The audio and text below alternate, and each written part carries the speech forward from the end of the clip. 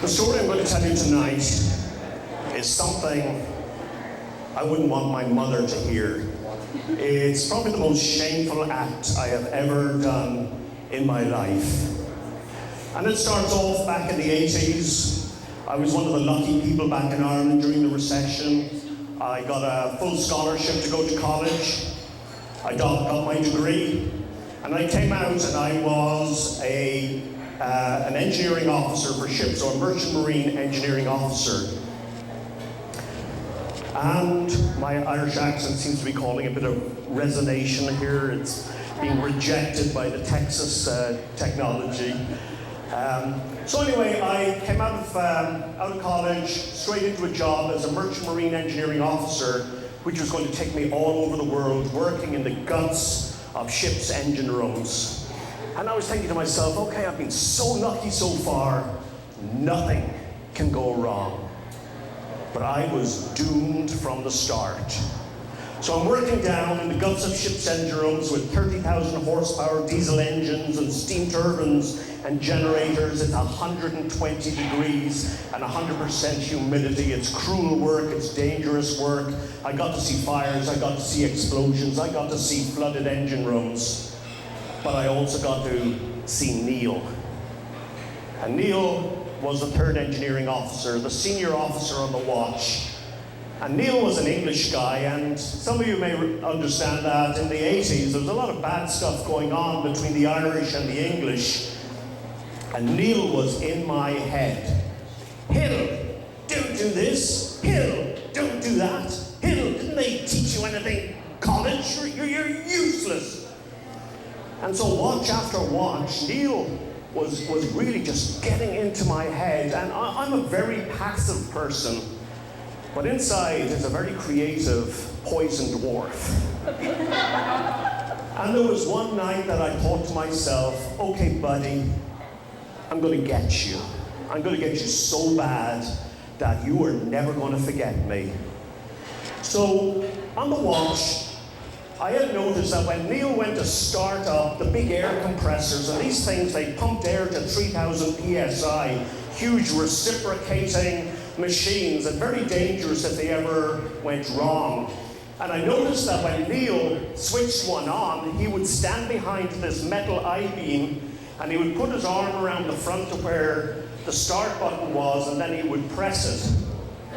And I'd asked somebody about this, and somebody said, oh yeah, Neil started up one of these compressors some time ago, and it blew apart, and it scared the heck out of him, so he's kind of nervous.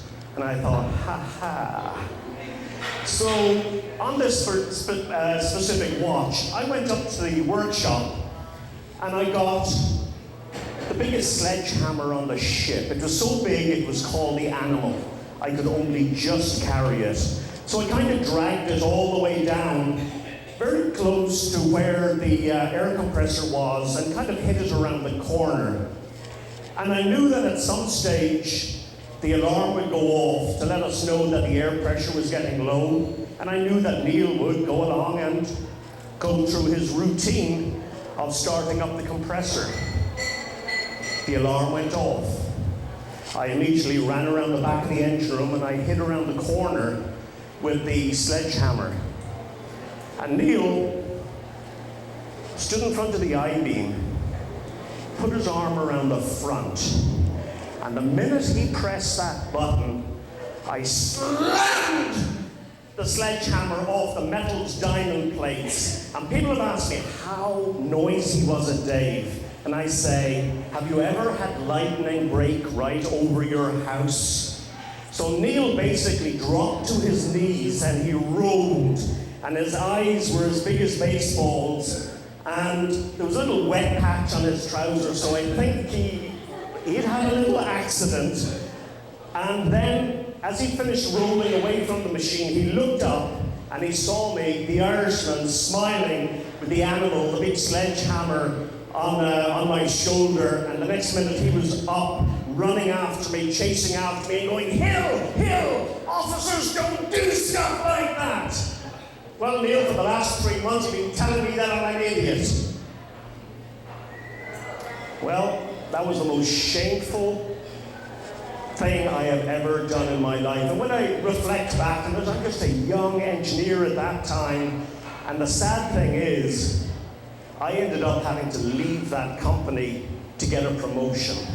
And I was a good engineer. I left that company. I got promoted very quickly. I was a chief engineering officer, a four-stripe officer on cargo ships and passenger liners by the time I was 30 years old. So I look back on this and I say to myself, now that I'm an awful lot wiser, I'm 57 years old, and I look back and I think to myself, what if after Neil was getting into my head, I had gone to him and I'd said, Neil, can you come to the ship's bar afterwards? I'd like to buy you a beer and just talk things out. And in the bar I'd say to him, Neil, you know, we seem to have got off on the wrong foot. I know I'm straight out of college, I'm a rookie, and I'm not living up to your expectations, and I'm making mistakes. But you've got 20 years experience, you're well respected, and I really appreciate the opportunity of you mentoring me. And there's no doubt in my mind that Neil would have said, okay Dave, I'm going to give you a second chance, here's what you need to do differently. So at the beginning of this, I told you that this is a story I wouldn't want my mother to hear, and it is a story I wouldn't want her to hear, but I also think it's a story that you might want to share with the younger generations when they think that they've got their degree in their hand and that life's going to be easy, but they all know that it just takes one step backwards and you're doomed.